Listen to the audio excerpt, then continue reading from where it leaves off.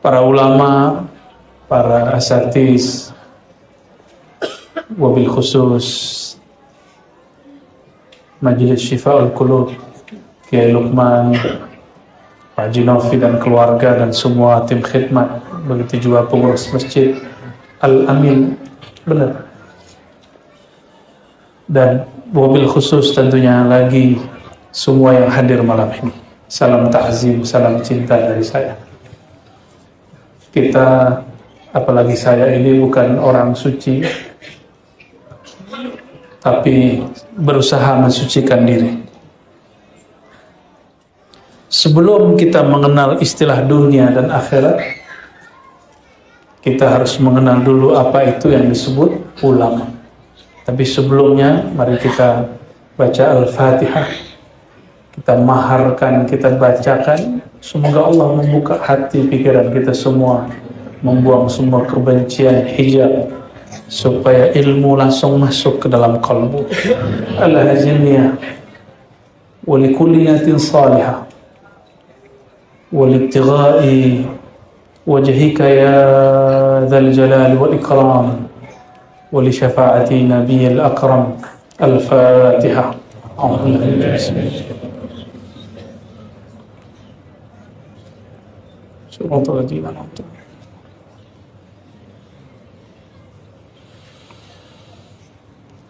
Ulama muncul beberapa kali di dalam Al-Quran.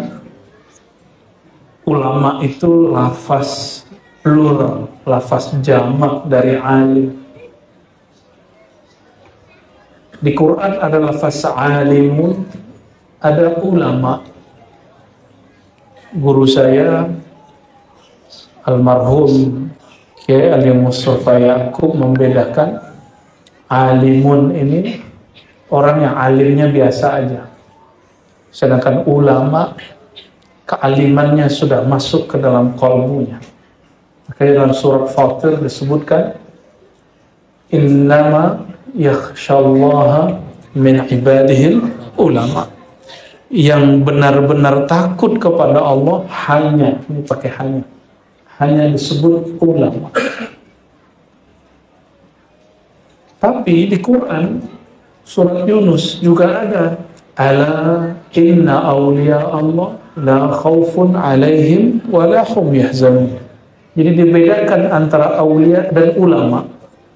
Kalau ulama hanya takut kepada Allah, sedangkan awliya tidak ada galaunya, tidak ada gelisahnya, tidak ada kesedihan berarti di dalam dirinya. Kenapa bisa berbeda? Ada lagi yang di bawah ulama, yaitu tadi alimun. Di bawahnya muta'allim, orang belajar. Di bawahnya baru jahilun, orang jahil. Jadi jahil, muta'allim, ngaji, ya, yang hadir malam ini level 2 minimal. Sebagian ada yang alimun, sebagian ada yang ulama. Semoga sebagiannya ada juga yang aulia. Amin ya rabbal. Ini level-level orang berilmu kepada Allah. Orang jahil ini juga terbagi 2. Jahilun la yadri annahu jahilun, kata Imam Ghazali. Ada orang jahil enggak sadar dia jahil, maka dia mengomentari orang alim, suka menjelek-jelekkan orang alim, iri dengki kepada orang alim, berprasangka kepada orang alim. Kalau isi otaknya fulus, dia lihat ada majelis begini, apa yang dia bayangkan? Syifa'ul Qulub dapat duit jamaah berapa tuh? Itu yang ceramah dapat honor berapa tuh? Itu kalau otaknya si jahil ini fulus. Kalau otaknya popularitas, waduh, ini si ustadz ini cari popularitas ini. Syifa'ul Qulub nih kok ngundang-ngundang yang ustadz yang di YouTube mulu. Padahal ada kiai-kiai kampung. Semua salah sama dia. Semuanya salah. Ini jahilun la yadri annahu jahilun. Mereka ini yang disebut hasud. Orang yang hasad tapi tambah wawnya. Dia tidak hanya hasad dalam dirinya, tapi juga menghasut orang lain supaya sama dengan dirinya. Lalu menghukumi orang lain seperti dirinya. Nah, na'udzubillah min hadzal jahl. Kita minta ampun kepada Allah, berlindung semoga Allah jaga saya dan kita semua dari kejahilan ini. Jangan bayangkan, anggap saja itu kita. Ada jahil, yadri annahu jahil.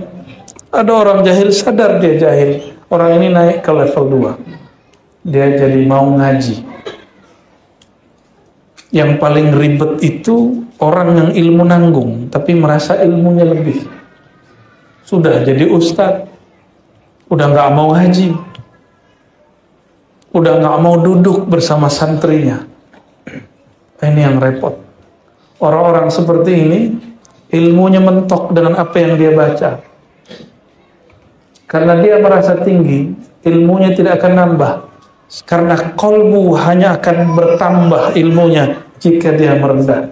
Dan makhluk yang paling merendah kolbunya adalah baginda Nabi Muhammad SAW.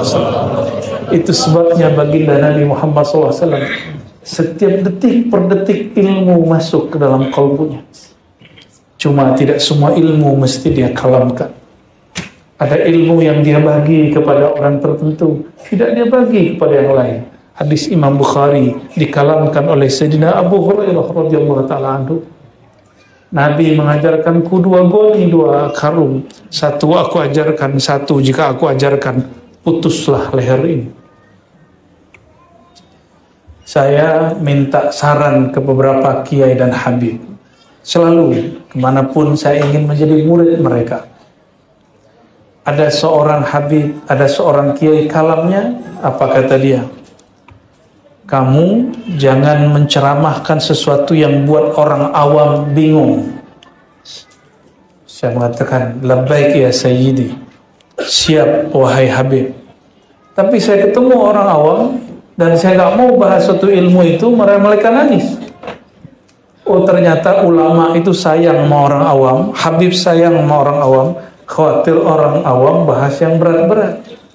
Tapi orang awamnya sekarang sudah canggih, nggak mau lagi bahas yang ringan-ringan, maunya bahas yang berat-berat. Saya mau nanya, malam ini mau bahas yang berat atau yang ringan? Nanti saya disalahin habib lagi, disalahin sama kiai, ini gimana nih? Ternyata berat tidak berat itu tergantung persepsi dan tergantung ciri-ciri, kata Ibnu Athaillah As-Sakandari. Allah izinkan engkau berbicara kalammu dipahami orang. Maka saya berdoa setiap selesai, belum baca salam ya, setelah baca salam amma ba'du, doa saya, Allahumma akhrijna min zulumatil wahmi wal jahli. Ya Allah, keluarkan kami dari kejahilan, dari prasangka kepada ilmu pengetahuan dan ma'rifat. Itu doa. Maka kalam para kiai ulama habaib kita terima. Saya tetap mencoba berusaha membahasakan semampunya dengan bahasa yang ringan. Tapi apalah daya kalau nanti tetap ada yang tidak paham. Ya, jangan salahkan saya. Salahkan mungkin hatinya belum siap menerima, atau pikirannya belum terbuka untuk mencerna. Jamaah yang dicintai Allah Subhanahu wa taala, jika ulama itu adalah yang takut kepada Allah, orang takut, segan, hormat itu karena dia kenal. Kita kalau nggak kenal seseorang, kita nggak takzim kepadanya. Benar nggak? Orang kalau nggak kenal sama Kiai Luqman, orang nggak takzim ke beliau.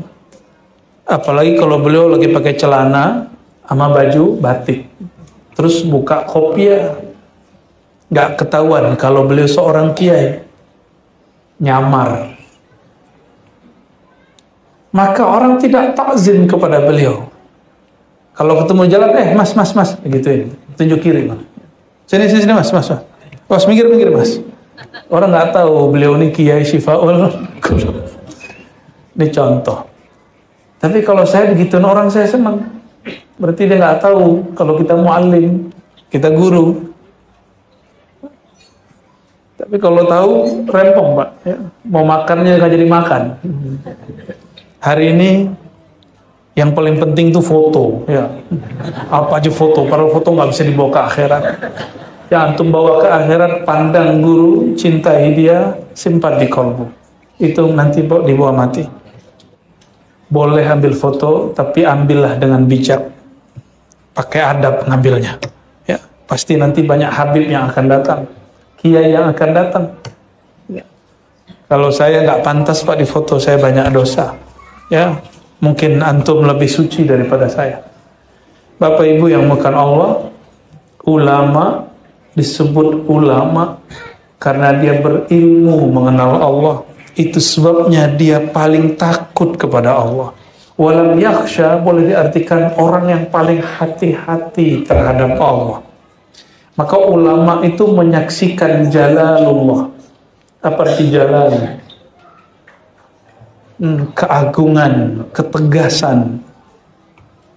Allah Subhanahu wa taala itu punya ketegasan, itu jalal namanya. Sedangkan aulia menyaksikan rahmatullah, kasih sayang Allah. Kasyafnya kasyaf dalil, tersingkap bagi dia ilmu mengenai dalil. Dalil itu artinya petunjuk. Kalau aulia, kasyafnya bil madlul, mengenal yang disebutkan di dalam dalil. Maka ulama masih berkecimpung dengan mana dalilnya. Ini dalil sahih, tidak sahih. Surat ayat sekian, hadis riwayat fulan. Itu kalau ulama. Emang begitu tugasnya. Kalau aulia, di atasnya lagi. Jika ada dalil, apa hakikat isi dalil itu? Jika ada kalam, ala bidzikrillah tatma'innul qulub, ini dalil. Ketahuilah hanya dengan menyebut nama Allah hati menjadi tenang. Kalau aulia langsung praktek. Ayo kita zikir, tenang nggak kolbunya? Jika ada orang zikir kolbunya tidak tenang, berarti kolbunya belum kenal dengan nama yang dia sebut. Nah, orang alim itu kenal dengan nama yang dia sebut.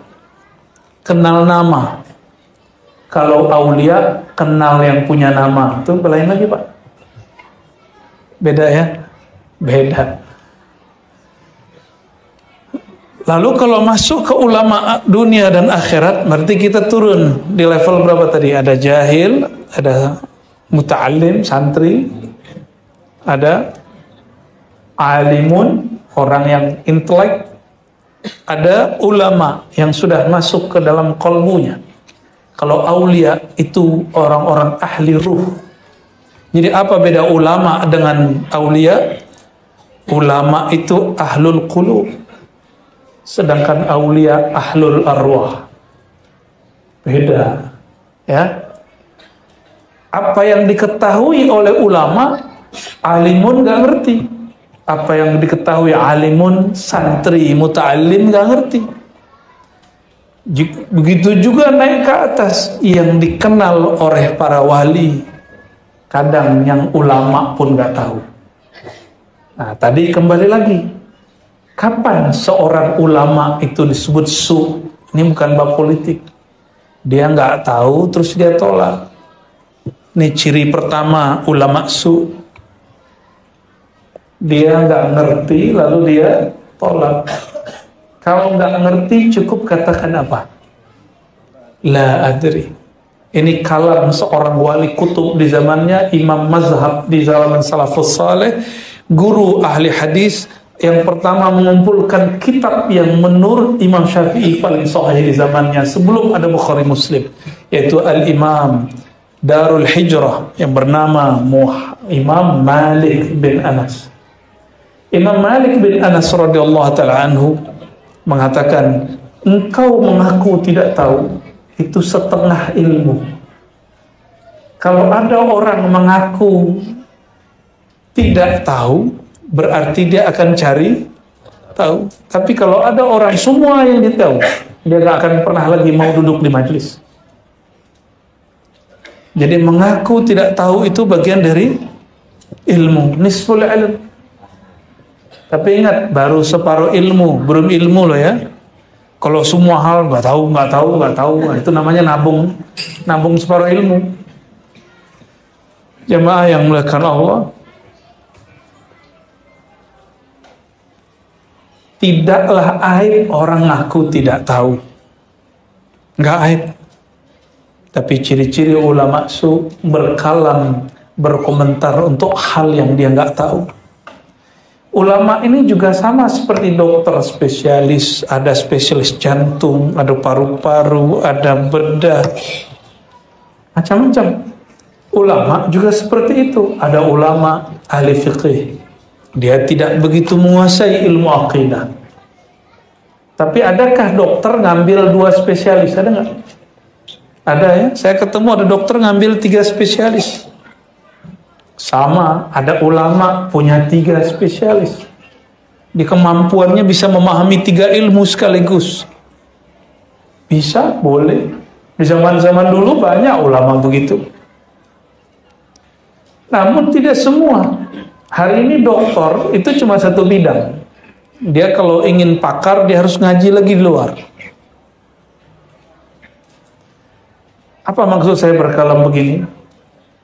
Kadang ulama ini kalau sudah dikiaikan orang, sudah 1 derajat duduk di atas orang seperti ini, sudah nggak mau lagi merasa tidak tahu. Jika ada pertanyaan, semuanya mau dia jawab. Ciri-ciri orang-orang ulama yang kedua, semua pertanyaan dia jawab. Orang nanya bab politik, dia bukan ahli politik, dijawab. Ada yang protes, Ustaz. Wah, Ustaz mau diajar sama jamaah nih. Apa kata si jamaah? Islam tidak terpisah dari politik. Wah, yang ngomong siapa? Jamaah. Yang diceramahin siapa? Ustaz. Enggak ngaca dia. Enggak ngaca dia. Islam tidak terpisah dari politik. Betul, secara hukum Islam mencakup persoalan politik. Tetapi kecenderungan politik, partai politik gak ada urusannya dengan Islam. Maka disebut ulama su bukan berarti ulama partai A. Apa mau gitu kalau di sini? Kalau partainya B berarti dia ulama dunia. Kalau partainya C ulama akhirat. Ada nggak hadisnya? Misalnya Nabi bersabda, man kana hizbuhu hizba bla bla bla bla bla. Siapa yang partainya partai A B C D, fahuwa min ulama'il akhirah. Dia ulama akhirat. Ada nggak hadisnya Kiai? Nggak ada. Tapi gorengan ini berhasil beberapa tahun yang lalu. Mau diulang lagi? Kawan dengan kawan, ustadz dengan ustadz, jamaah kurang ajar makiai, itu terjadi beberapa tahun lalu. Kawan kita habis ceramah, mau ke motornya, ke mobilnya, dikelilingi oleh jamaah yang tidak senang dengan kalamnya, cuma karena beda partai. Karena si ustadz nggak mau cenderung kepada A dan B. Gorengannya dahsyat. Jadi istilah ulama dunia akhirat pun sudah dipolitisasi. Yang punya istilah ini dulu namanya Imam Abu Talib Al-Makki dalam kitab Qutul Qulub. Lalu disempurnakan, dilengkapi oleh Imam Abu Hamid Al-Ghazali dalam Ihya Ulumuddin Jilid 1. Gak ada urusannya dengan politik. Saya cek, baca berulang kali, gak ada. Gak ada sama sekali. Maka ulama dunia atau ulama akhirat itu bisa saja dia di partai A, bisa saja di partai B, bisa dia anti partai A, bisa dia anti partai B, bisa dia pro kepada penguasa, bisa dia anti penguasa. Ternyata ulama dunia itu sederhana. Di kolbunya dunia itu 2, materi, imateri. Nih pelan-pelan. Dunia ada 2 masalahnya, materi fulus. Kekuasaan materi nggak? Bukan, imateri. Popularitas, pengikut. Kita berpikir ulama akhirat itu mestinya nggak pro kepada fulan, harus anti fulan. Itu kan menurut antum. Tapi Ghazali nggak ngomong begitu, Utsyairi nggak ngomong begitu, ulama-ulama terdahulu nggak ngomong begitu. Bisa jadi orang yang anti penguasa supaya kekuasaan popularitasnya, hati-hati. Ada kekuasaan popularitas, sultatus syuhrah, pengaruhnya supaya stabil di jamaahnya, maka dia kemudian anti kepada siapa kek, partai apa kek. Itu juga bagian dari ulama ulama dunia, karena dia sedang mempertahankan popularitasnya di jamaahnya. Ini sudah keluar dari konteks-konteks yang ada, ya. Jadi dunia isinya apa? Dua aja, materi, imateri. Kalau materi, fulus. Kalau imateri, kekuasaan, popularitas, pengikut. Takut ditinggal pengikut, lalu kemudian dia mengatakan saya pro dengan fulan. Itu kita ngobrol. Banyak kiai saya tanya, kenapa begitu kiai? Khawatir nanti jamaahnya bubar. Loh, kiai takut sama jamaah toh dalam hati saya. Kok kiai takut sama jamaah? Kalau kiai takut sama jamaah, terus jamaah harus sungkan sama siapa? Kalau kiainya sudah hubbud dunya, terus jamaahnya nanti hubbu siapa? Siapa lagi yang mengajarkan mereka bahwa ilmu itu kalau pahit juga nggak ada masalah kita sampaikan. Ilmu itu kadang harus pahit. Kalau kolbu berpenyakit, syifaul qulub. Sejak kapan obat itu manis? Sejak kita waktu kecil dulu kalau sakit dikasih obat manis ya. Tapi obat yang asli manis apa pahit? Pahit. Maka nikmati pahitnya kalam ulama, meskipun sakit di sini, terasa goncang dalam hati, nikmati itu. Itu akan menyehatkan kolbu. Maka sebelum masuk ke kitab, nanti saya ambil dari kitab Hikam nomor 35 kalau di kitab saya, tentang ulama dunia dan ulama akhirat. Bahwa ulama dunia dan akhirat bisa saja dia pro fulan, anti fulan. Bisa jadi di kalangan pemimpin A ada ulama dunia, ada ulama akhirat. Bisa jadi di kalangan yang anti pemimpin A ada ulama dunia, ada ulama akhirat.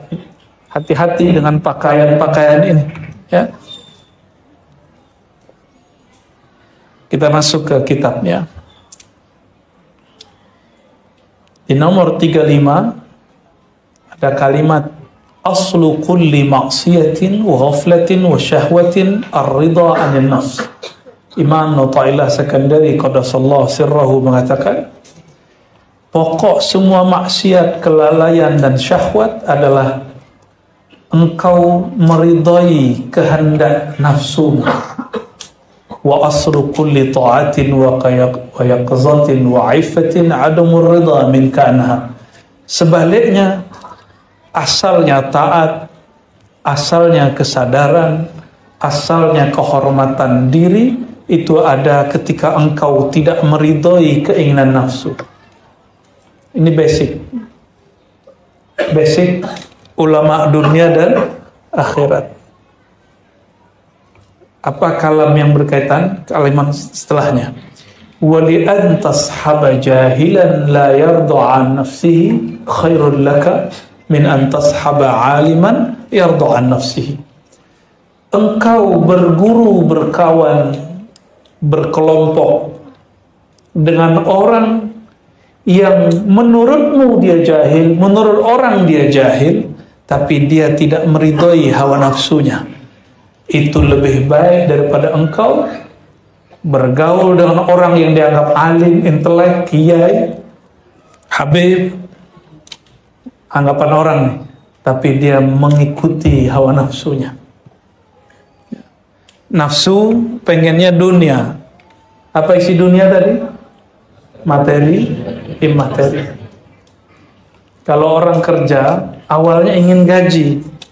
Tapi kalau sudah masuk kerja, ada yang sifatnya imateri, yaitu posisi. Kita udah kerja, tahu-tahu kita tidak dipromosikan, kita nggak naik-naik, tidak dipindahkan ke tempat yang lebih tinggi menurut nafsu. Itu tersiksa juga. Coba tanya semua orang yang bekerja, yang dia mungkin pegawai, karyawan, mungkin dia pejabat, mungkin dia anggota TNI, Polri, sama semua. Saya juga pernah ngantor kok. Saya juga pernah masuk ke dunia seperti itu. Tersiksa. Kawan diajak rapat, kita nggak diajak rapat. Tersiksa itu. Kita yang buat proposalnya, kawan kita yang dapat nama. Itu tersiksa itu. Sering ada yang begitu nggak? Ada. Yang ngomong itu pengalaman semua itu Pak Haji. Berarti mah harus diobati kolbunya ini Kiai.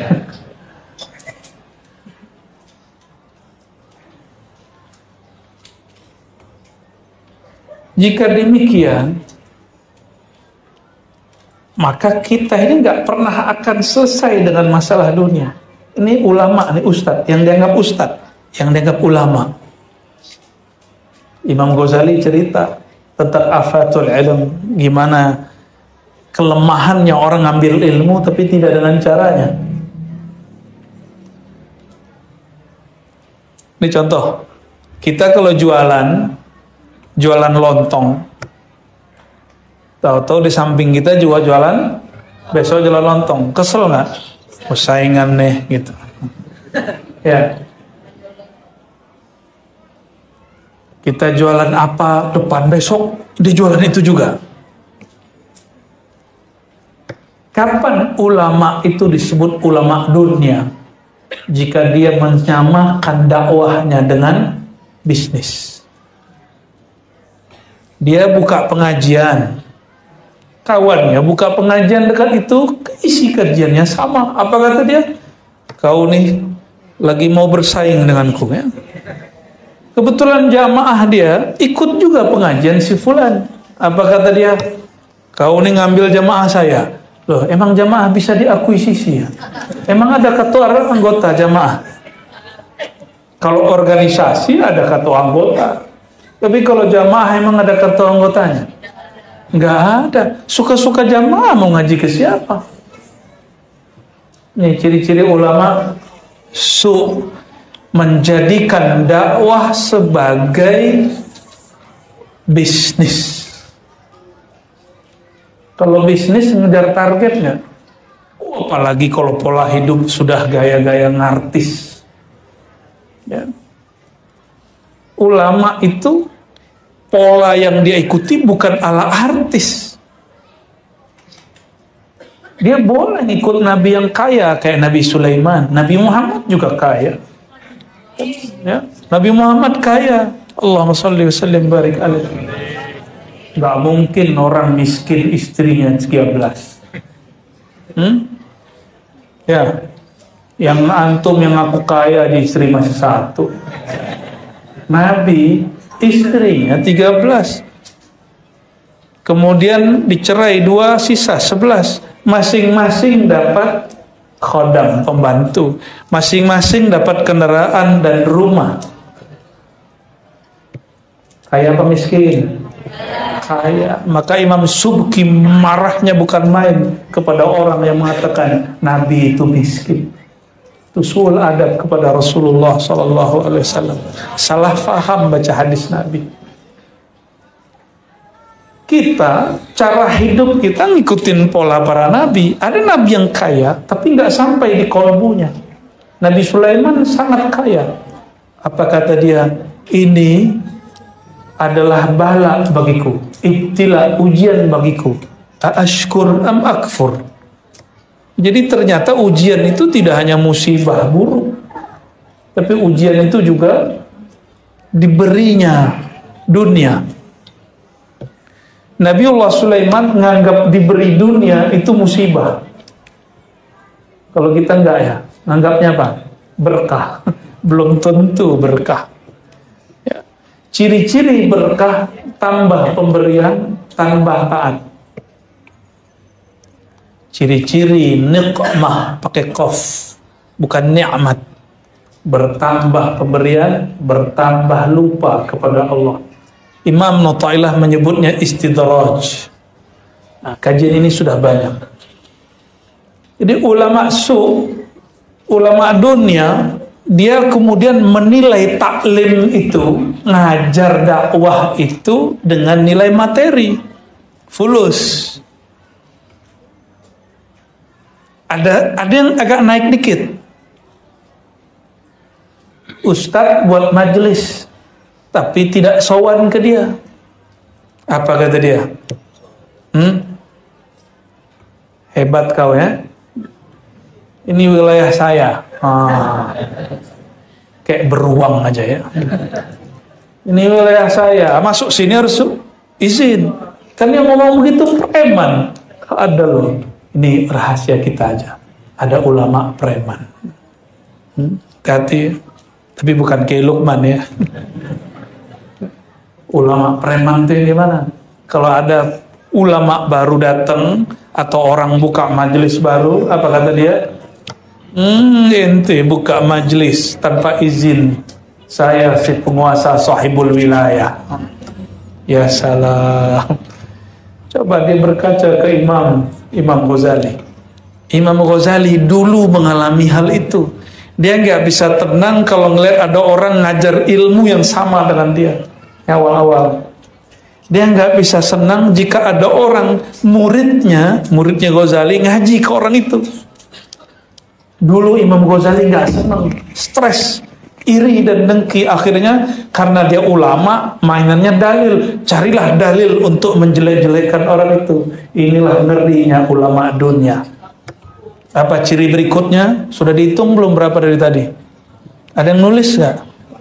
Aduh, ilmunya kayaknya sudah hebat, nggak ada yang nulis ya. Kena marah mulu ya.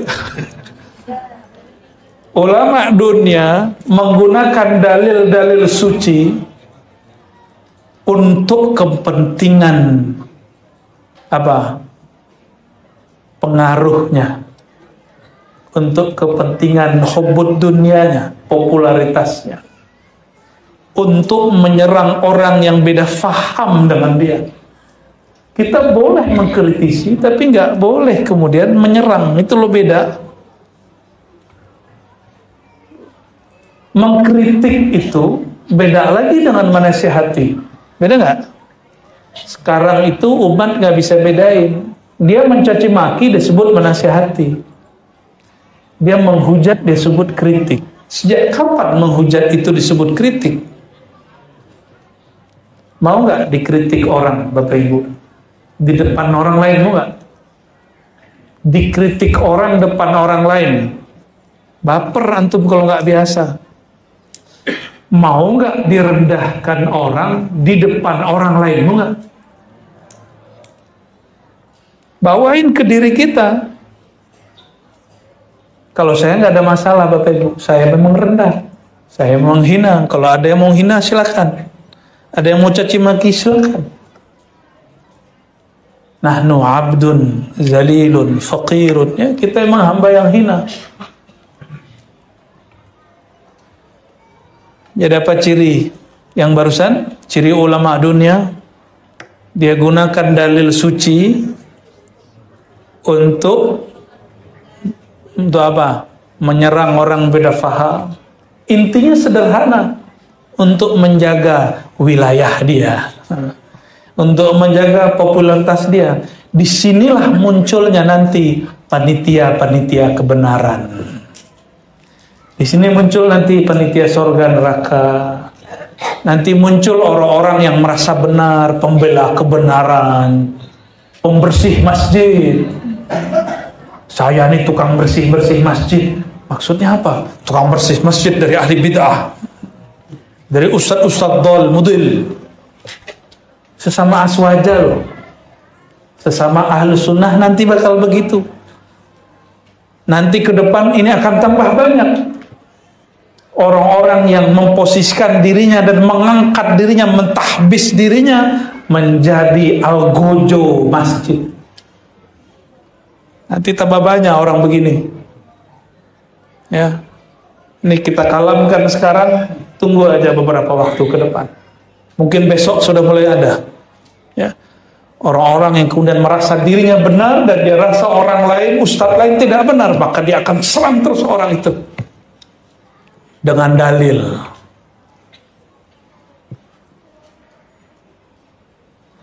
Udah mulai muncul, ya.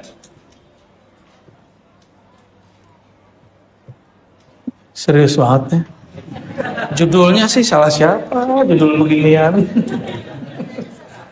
Judulnya agak ngeri soalnya.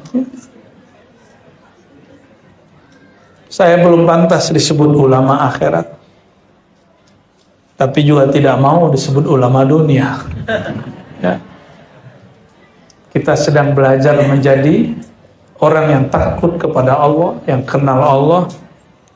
Bahkan saya pun gak mau disebut ulama akhirat, walaupun gak ridho disebut dunia. Inginnya disebut ulama billah. Karena kalau ulama akhirat masih cari pahala, masih bahas surga, masih bertransaksi untuk alam akhirat. Sedangkan zuhud itu ada dua. Ada zuhud dari dunia, ada yang kedua az-zuhdu anid dunya wal akhirah. Zuhud dari dua alam, alam dunia dan akhirat. Itulah az-zuhdu al-haqiqi, zuhud hakiki yang disebut oleh Nabi Muhammad SAW. Izhad fid dunya yuhibbuka Allah. Zuhudlah kamu dari dunia, Allah jatuh cinta kepadamu. Jadi nggak usah kemudian bertanya, Allah ridho nggak kepadaku? Tanya saja, kita ridhokah kepada ketentuan Allah? Allah cintakah kepadaku? Sederhana saja, apakah kolbumu sudah mentalak dunia? Tubuh ini dia berkait dengan dunia, dia tidak boleh mentalak dunia, tapi kolbu tidak boleh sedikit pun bersentuhan dunia, apalagi kawin dengan dunia. Dia mesti talak 3. Kolbu. Sungguh malang, sudahlah hidup susah, hati penuh dunia. Sungguh beruntung orang yang kolbunya jauh dari dunia, tapi lahir batinnya dipenuhi fasilitas dunia. Dunia makhluk atau bukan? Kalau makhluk, dia patuhnya sama siapa? Penciptanya. Maka jalan satu-satunya, penuhi kolbumu dengan nama pencipta dunia. Disitulah engkau menjadi raja dunia akhirat. Insya Allah. Jadi kalau saya berdoa, ya Allah, aku tidak pantas jadi ulama akhirat, tapi juga enggak ridho ya Allah disebut ulama dunia. Jika engkau berkenan ya Allah, jadikan aku ulama billah. Amin ya rabbal alamin. Semua yang hadir semoga menjadi Abdullah, hamba. Ulama billah itulah Abdullah, hamba hakiki kepada Allah Subhanahu wa taala. Gimana ngantuk? Kata Imam Nu'taillah, masih disebut alimkah orang alim jika dia mengikuti nafsunya? Nafsu orang awam ini dibagi 2. Ada nafsu hewan ternak, ada nafsu hewan buas. Nafsu hewan ternak, di mana ada fulus dan makanan, dia tunduk ke situ. Maka kalau ingin mengumpulkan abna'ud dunya, orang-orang yang cinta dunia, kumpulkan saja orang dengan iming-iming fulus. Selesai. Tapi orang-orang abna'ul akhirah, orang-orang ahli akhirat, dia bukan karena angka-angka, tapi karena as-sawab indallah, balasan dari sisi Allah Subhanahu wa taala. Malam ini berkumpul bukan karena ada dana BLT kan? Ya kan? Enggak ya? Kan enggak ada bagi-bagi, bukan juga karena ada makan malam. Ya. Bukan karena mau makan malam, karena belum tentu juga panitia menyediakan makan malam. Tapi saya yakin yang hadir malam ini karena dimensi dirinya sudah masuk ke dimensi kolbu. Kolbu bukan makan nasi, bukan makan duit. Dia makan nama-nama Allah. Dia memakan nur Allah subhanahu wa ta'ala. Dia menyantap keindahan-keindahan ajaran Allah subhanahu wa ta'ala. Ya, ini husnuzon saya, semoga ya. Amin ya rabbal alamin. Biasanya setiap majelis itu ada aja orang penyusup. Penyusup itulah syaitannya manusia. Dia manusia tapi dalamnya setan. Yang dia cari cuma satu, nunggu kapan si ustadz salah ngomong. Serius, itu setan manusia. Maka ciri ulama dunia yang berikut, dia hadir di majelis ilmu tapi jadi juri. Dia dengarkan kajian-kajian di sosial media tapi untuk mencari kesalahan. Itu cari ciri-ciri ulama ulama dunia. Kalau dia ulama akhirat, kata Imam Syafi'i, jika engkau ingin menasihatiku, nasihati aku 4 mata. Jangan nasihati aku depan orang lain. Jika engkau menasihatiku depan orang lain, jangan salahkan jika Muhammad bin Idris Syafi'i keberatan menolaknya. Malulah. Ya. Malulah pastinya. Ini Imam Syafi'i yang berkalam. Beliau sedang menyindir murid-muridnya yang sok pintar lalu mengkritisi di depan orang khalayak banyak. Dikira sok ilmiah. Dikira menjadi orang alim dengan begitu. Enggak. Orang yang arif bijaksana, dia mengkritisi dalam kesepian, kesunyian. Jika benarlah orang-orang ulama ini, dia mengkritisi, memberi nasihat, dia akan menasihati 4 mata. Atau dengan bahasa yang hanya dia dan orang yang dikritisi yang faham. Kalau benar dia ulama akhirat. Oh, sekarang tuh enak. Mau menghujat orang cukup buat channel. Ya, buat channel YouTube. Gampang sekarang. Gampang sekali ya. Maka saya minta ampun kepada Allah jika di dalam hati ada niat seperti itu. Ya. Nauzubillah min dzalik.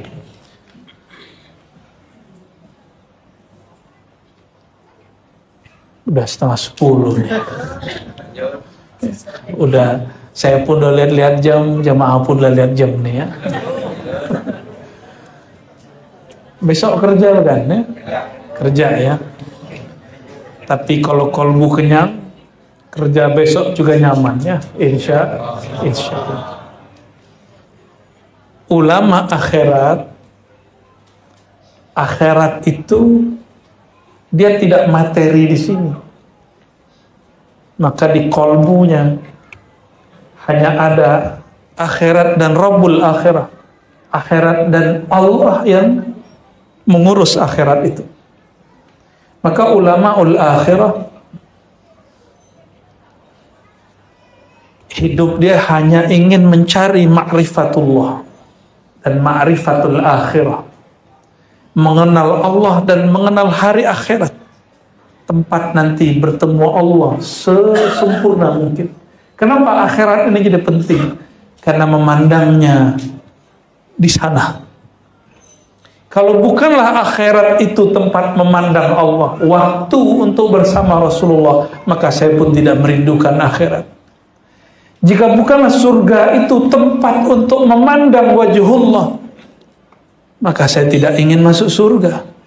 Tapi karena surga itu tempat bersama Rasulullah, tempat nanti berjumpa dengan Allah, maka saya merindukan surga. Inilah makna kalam Allah, wa basyiril ladzina amanu wa 'amilus shalihat anna lahum jannatin tajri min tahtiha al-anhar. Beri kabarlah orang beriman. Apa kabar gembiranya? Dan orang yang beramal soleh, surga itu ada fasilitas yang indah. Tapi nyamankah masuk rumah dihidangin makan, yang punya rumah tidak mau jumpa? Mau nggak? masuk rumah, dihidangkan semua makanan, diberi kamar, tapi sahibul bait tidak mau turun dari lantai 2. Nyaman? Itu tersiksa lagi. Maka ahli-ahli surga setiap detiknya dia mencari jalan gimana bertemu Rasulullah, baru kemudian mereka bisa bertemu Allah Subhanahu wa ta'ala. Sungguh hebatlah Abu Darda dan Abu Zar ketika mengatakan salah satu dari mereka, wahai Rasulullah, betapa sedihnya kami, engkau nanti di sorga bagian mana, sedangkan kami di sorga rendah yang mana? Apa jawaban Nabi Sallallahu Alaihi Wasallam? Anta ma'aman ahbabta. Tenang wahai sahabatku, engkau akan membersamai siapa yang engkau cintai. Modal kita untuk menjadi bersama ulama al-akhirah cuma satu, kita mencintai mereka. Sebagaimana ulama akhirat mencintai Nabi Muhammad Sallallahu Alaihi Wasallam.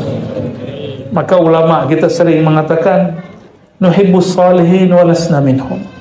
Kita ini cinta orang soleh walaupun gak pantas disebut bagian dari mereka. Orang soleh itu bukan pakaian begini, bukan pakai rida begini. Ini kopi orang soleh nih. Ya, enggak. Ya, mungkin yang begini banyak maksiatnya. Ya. Mungkin yang pakai begini lebih banyak nafsunya, lebih liar syahwatnya, lebih cinta fulusnya. Sampai ada beberapa panitia ini ngadu, panitia yang undang kiai-kiai dari Jakarta. Saya nggak tahu kiai siapa yang dia maksud. Ya. Ustadz, kok ada ya kiai pas kami kasih honor dia ngomong segini doang. Ngeri Pak. Dunia perdakwahan ini juga ngeri. Segini doang. Tahu segini mas saya nggak datang. Mungkin saya jawab yang lain. Waduh, kayak sok sibuk dia. Sejak kapan dakwah mesti bertarif? Ulama itu ada kaidah, idza utita fala tarud. Jika engkau diberi, enggak boleh nolak. Kalau bahasa ustaz tidak ada doa nolak rezeki, itu karena enggak hafal hadisnya aja. Saya hafal hadisnya. Idza utita fala tarud. Kalau engkau diberi, enggak boleh nolak. Tuh, lebih soleh begitu bacanya. Iya, cuma kalau enggak hafal hadis gimana ngomongnya? Enggak ada doa nolak rezeki. Kalau mengikuti spirit surat Yasin, ittabi'u malla, gimana ayatnya yang hafal surah Yasin? Ittabi'u malla yas'alukum ajra. Ikutilah orang yang tidak bertarif. Maka salah satu ciri ulama akhirat, dakwahnya tidak bertarif. Kenapa tidak bertarif? Mau antum tarifkan berapa nama Allah yang diajarkan guru? Ada nama Allah bisa ditimbang dengan duit? Nggak ada. Kitab hikam bisa dibeli, pemahaman hikam nggak bisa dibeli. Buku zikir al-asmaul husna bisa diborong, 1 lusin 2 lusin. Tapi pemahaman maknanya, makrifat membacanya nggak bisa dibeli. Maka orang yang mentarifkan dakwahnya dia sedang menghina Allah dan Rasulnya, nggak merendahkan ilmu Allah itu, nggak pantas. Kecuali, ini ada kecuali. Dulu ada gurunya Imam Nasai membolehkan bacain sekian hadis, tarifnya sekian. Jadi dulu Imam Nasai itu kalau datang ke Syekh Fulan, dia harus nyediain dinar dirham dulu. Karena syekhnya mengatakan, saya udah gak sempat kerja gara-gara kalian, anak saya banyak, istri saya banyak. Kata si kiai, ya, maka tolong bantu saya. Ya. Nih kotak masukin. Maka setiap yang masuk, masukin sesuatu ke dalam kotak, baru duduk dalam majelis. Imam Nasai mengambil ilmu dari beliau. Seingat saya namanya Imam Yahya. Ya. Ada Ya'qub bin Yahya, apa Yahya bin Ya'qub, sudah lama kita nggak baca. Ini imam yang membolehkannya. Tapi beliau bukan sedang mentarifkan hadis, ingat. Dia cuma minta tolong. Tapi ini nggak jadi modus nanti nih. Saya nggak narif. Taruh alasannya gitu lagi ya. Nggak juga ya. Jamaah yang dicintai Allah Subhanahu wa Ta'ala. Bagaimana mungkin mau membayar nama Allah jika nama Allah itu ditimbang dengan langit dan bumi runtuh, kalah. Wala dzikrullah, ya. Sungguh menyebut nama Allah, gimana ayatnya? Wala dzikrullahi akbar. Sungguh nyebut nama Allah, apalagi yang punya nama akbar, lebih besar dari semua. Maka Nabi Musa dalam hadis yang sahih dan Hakim disebutkan itu berkalam kepada Allah, ya Rabb. Kan Nabi Musa ini gelarnya kalimullah. Ya Rabb, tolong ajarkan aku sesuatu yang istimewa. Lalu Allah mengatakan, Qul ya Musa la ilaha illallah. Bacalah wahai Musa la ilaha illallah. Apa kata Nabi Musa? Ya Rabb, la ilaha illallah dari zaman Nabi Adam juga ada orang pada tahu. Iblis juga tahu maksud Nabi Musa.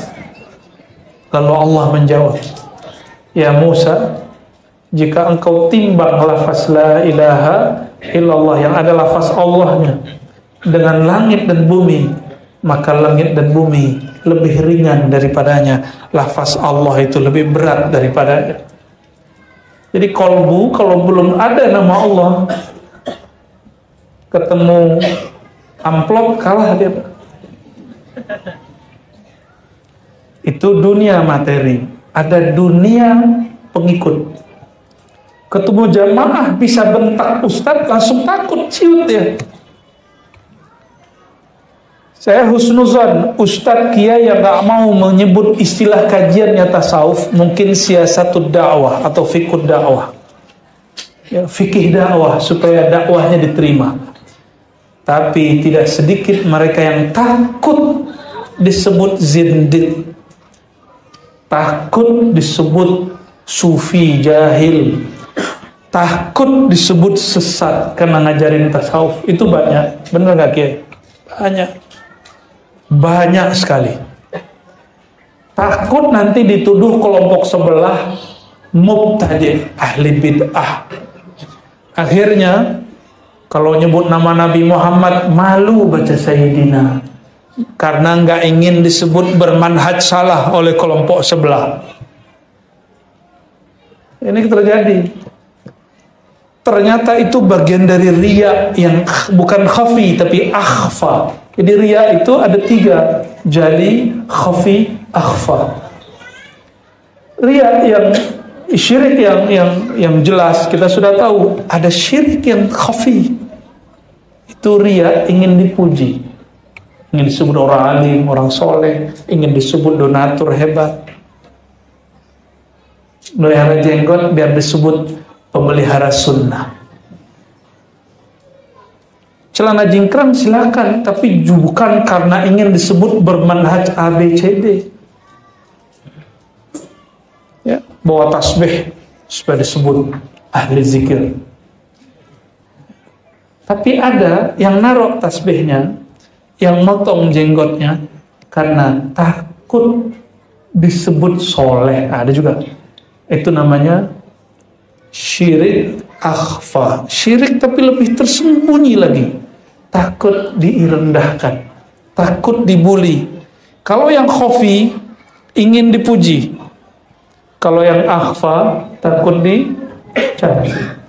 Ini penyakit orang alim, ulama dunia, tapi itu sulit ngasih, sulit ngeceknya. Kenapa? Karena ini tidak bisa dilihat kasat mata. Dia bukan lagi khafi tapi akhfa, nggak ketahuan kecuali ahli qalbu yang tahu. Bapak Ibu jamaah yang melakukan Allah, masih banyak sebenarnya, tapi bisa disimpulkan sederhana.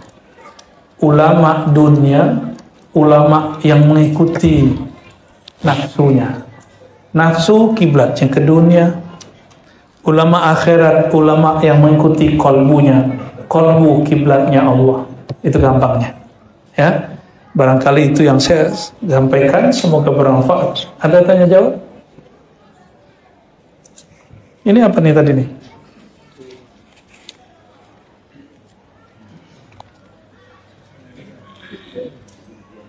Oke, dibacain.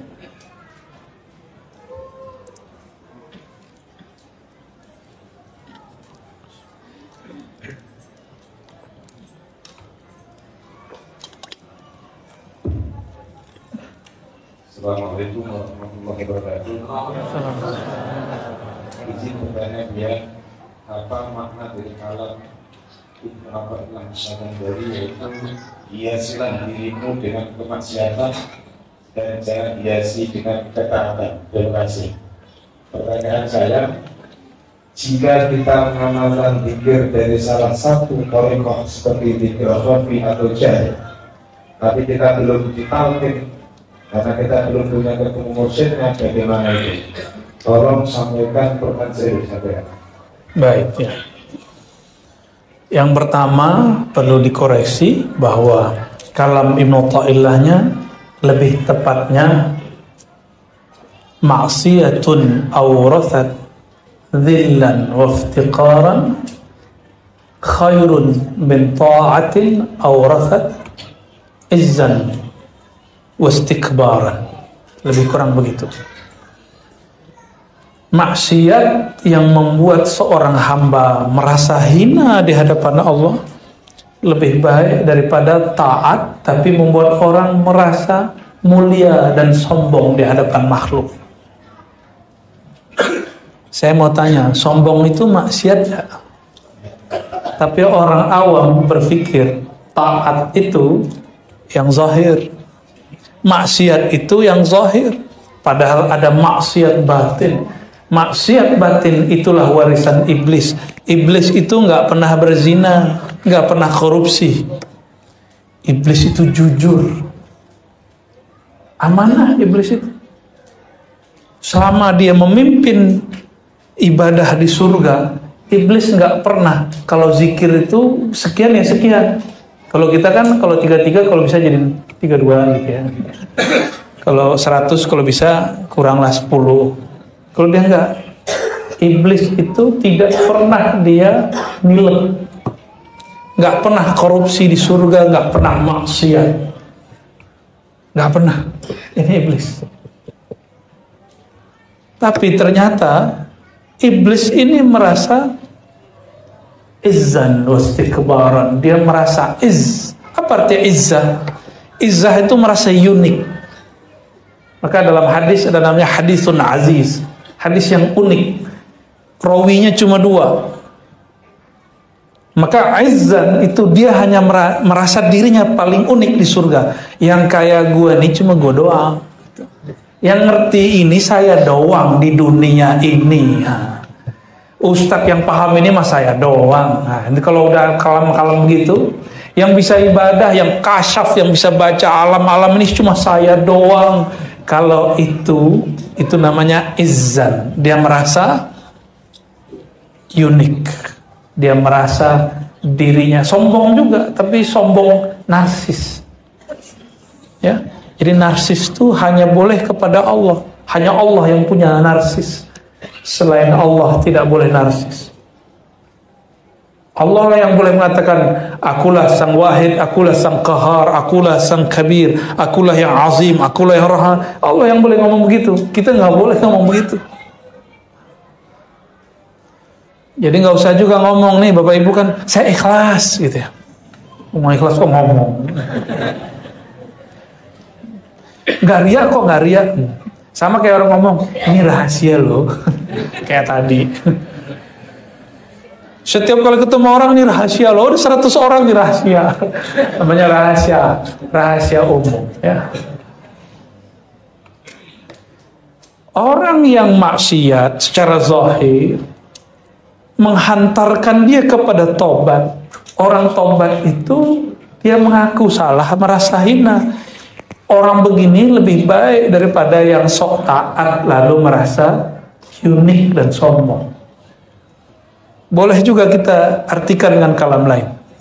Orang jahil yang merasa dirinya hina lebih baik daripada orang alim yang merasa sok alim. Sama dengan itu. Ini bukan nyuruh maksiat loh ya. Nggak ada. Itu nggak ada kalamnya nyuruh maksiat, nggak ada. Dulu kamu maksiat lalu kamu merasa hina sampai hari ini, lebih baik daripada dulu kamu taat lalu kamu merasa sesuatu, merasa soleh sampai hari ini. Nah, itu maksudnya. Lalu kalau kalimat hiasi itu yang ada zayyin nafsaka bidzulli atau bidzillah. Hiasi dirimu dengan kehinaan. Zayyanakallah bil izzah. Allah akan menghiasimu dengan keperkasaan, kemuliaan. Itu emang ada lafaznya. Ya. Hiasi dirimu dengan kehinaan basyariyah, Allah akan muliakan engkau dengan sifat-sifat rububiyah. Maka wali-wali Allah itu dibuka isi kolbunya, isinya nama Allah, sifat Allah. Nama Allah, sifat Allah. Alam ini, kata Imam Nawawi, itu semuanya ada nama Allah yang menjadi kunci di sana. Tidak ada satu biji zarah pun kecuali ada nama Allah di situ yang berpengaruh ke benda itu. Maka siapapun yang nama Allah ada di kolbunya, semua benda takluk kepadanya. Tapi kalau benda itu ada di kolbu, sudah, dunia nggak takluk ke kita. Kita diperbudak dunia. Ta'iba abdud dinar, ta'iba abdud dirham. Sungguh lelah para pemburu dolar, pemburu rupiah.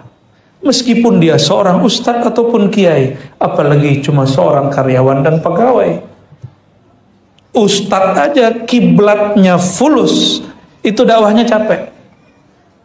Kalau ceramah mikir-mikirin, ntar diberi amplop 8 itu. Ini pengalaman saya. Pengalaman saya sebelum ketemu ilmu zikir, ilmu ma'rifatullah, sebelum dihina sama guru, sebelum dididik sama masyayikh, sebelum diinjak-injak ego kita oleh mereka, tapi kita terima.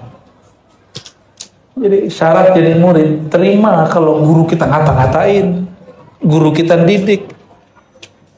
Sukses tuh murid ntar. Tapi kalau sudah merasa tidak mau dihina, nggak mau dikata-katain sama guru ya. Coba lihat, santri yang dulu durhaka sama kiainya itu nggak ada yang jadi ulama satupun. Benar nggak kiai? Ya, ini para santri ini saksi. Kalau dia dulu pernah durhaka di hatinya kepada gurunya, ilmu yang diajar gurunya nggak satupun dia akan ingat. Kalaupun ingat nggak manfaat. Hurimat anhul barakah wal manfaat. Pasti keberkahan manfaat hilang dari dirinya. Ya. Carilah guru lain. Ya, carilah guru lain. Malam ini tersinggung nggak? Tersinggung juga nggak apa-apa. Yang penting terima nggak? Ya, terima ya, alhamdulillah. Ya. Yang kedua tadi apa? Mengamalkan zikir. Kenapa? Mengamalkan zikir salah satu thariqah. Tapi belum talqin. Oke, baik. Zikir itu tidak mesti masuk thariqah. Namanya disebut dengan aurat ammah, wirid-wirid umum seperti zikir maksurat, ratibul haddar, ratibul attas. Ya, karena thariqah itu ada yang terbuka, ada yang tertutup. Thariqah yang terbuka seperti thariqah Syaziliyah dan Alawiyah. Thariqah Syaziliyah, apa kata Imam Syazili? Man qara'a hizbana falahu malana. Falahu malana, ya. Ya, begitu kalau salah ya. Siapa yang baca hizib kami, kata Imam Syazili, maka dapat berkah yang kami dapatkan. Dalam thariqah Alawiyah lebih dahsyat lagi, nggak perlu ijazah-ijazahan, nggak perlu talqin. Yang mau ngambil rotib amalin. Cuma orang yang tidak berguru, bermursyid, berisanad, istiqomahnya terputus-putus karena dia tidak punya keberkahan guru. Berguru itu bagian daripada merendahkan diri di hadapan Allah. Maka orang-orang yang berguru biasanya nur yang ada di dalam dirinya akan cepat tumbuh. Kenapa dari dulu bertahun-tahun zikir nggak berbuah, tumbuh aja nggak, apalagi berbuah? Karena nggak pernah mau berguru. Mau jadi petani tapi tidak belajar kepada petani sebelumnya, nanam-nanam sendiri aja, nggak tahu kapan ngairin airin padi, kapan ngasih pupuk. Walhasil apa yang terjadi? Dia tanam padi tapi padinya tidak ditancap, padinya ditaruh aja di atas, akarnya tidak kuat ke dalam. Ketika mulai tumbuh berbuah, buahnya langsung memberi beban kepada batangnya, patah sebelum matang. Itulah yang terjadi pada orang-orang yang tidak mau berguru.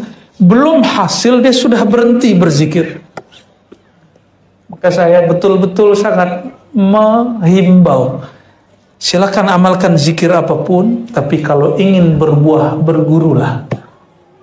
Ingin berbuah zikirnya, ada efek ketenangan di kolbu, keberkahan dunia akhirat, punya guru, punya mursyid. Apakah mesti ke talqin? Enggak. Ada wirid pakai talqin, ada tidak. Kalau zikir khafi, zikir jahar, itu pakai talqin. Tapi kalau zikir am seperti Ratibul Haddar, Ratibul Attas, itu enggak mesti pakai talqin, silakan diamalkan. Tapi saya sampaikan, maksurat itu terbagi dua. Ada maksurat yang dikenal orang awam, maksurat Imam Syekh Asy-Syahid Hasan Al-Banna. Ada maksurat yang dikenal di kalangan ulama dan santri, Ratibul Haddar, Ratibul Attas, Hizib Bahar, Hizbul Bar. Ya, itu maksurat juga. Apa arti maksurat? Zikir yang diwariskan dari ulama. Ada yang dari wali, ada yang nyambung ke Rasulullah Sallallahu Alaihi Wasallam. Maka saya menyarankan carilah mursyid. Di Batam ini banyak, ya, di Batam ini banyak. Sangat dianjurkan bermursyid kepada guru yang ada di satu tempat, supaya tarbiyahnya gampang. Tapi kalau modal banyak, silakan, ya, cari guru seberang. Adabnya murid mendatangi guru. Jadi kalau mau talqin, adabnya apa? Datangi guru. Adabnya. Tapi kadang guru pemurah. Guru pemurah. Dia nggak didatangi, dia datangin murid, dia talqin muridnya. Cuma ada guru antara pemurah dan pelit. Untuk apa bagi-bagi biji kalau bijinya nggak ditanam? Maka dia lihat-lihat dulu. Kalau ini muridnya kolbunya sudah gembur, dia talqin walaupun si murid tidak datang ke rumahnya. Nah, guru seperti ini beruntung kalau punya yang begitu, ya. Berdoalah dapat guru yang begitu, ya. Dia mau bagi-bagi sebanyak itu yang dibagi, pasti di antara 110 jadi kan gitu. Kan ada juga begitu kan? Itu ilmu marketing namanya, ya. Kenal. Di antara yang kenal kan dibagi-bagi kertasnya, selebarannya. Paling 10 orang nyantol kan lumayan. Ada juga kiai mursyid yang begitu, ya. Nah, itu terserah kearifan mereka. Bapak Ibu yang makan Allah, maka man la syaikha lahu fa syaikhuhu syaitan.